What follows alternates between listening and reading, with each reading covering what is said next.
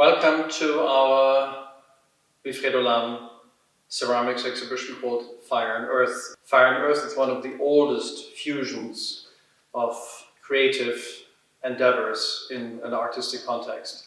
And the creations that you see here all started in the late 60s, 70s in Albissola. It's a very famous town for ceramics in Italy. It dates back to the 16th century. But it was only in the 30s that the Futurists discovered Albissola as a place to create work in ceramics. In the 50s, it became very important as a center for Italian artists. And as of the 60s, it was really people like Matta, Jorn, Fontana, Enrico Baia, Manzoni, and especially Wifredo Lam, who chose this place to create extraordinary, unique pieces. You see them here.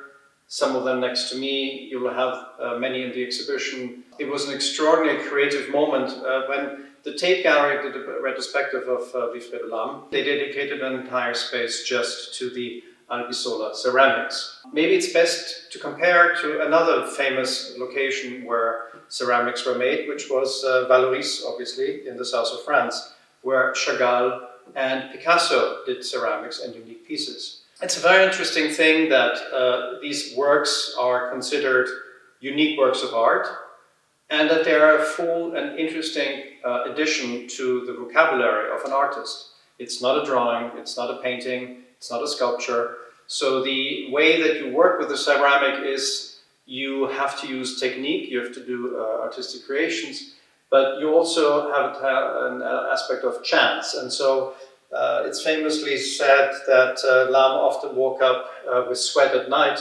wondering what the ceramics would look like the next morning once they're dried, once they're fired. So this is what you see. You see a very intensive interest in different techniques, in experimenting, and this kind of community spirit that existed at the time. It was such a wonderful community that one time Lam arrived in Albissola and was greeted by Manzoni and Fontana at the train station with a large cake of panettone, the classic Italian cake. And both Fontana and Manzoni were reciting poetry.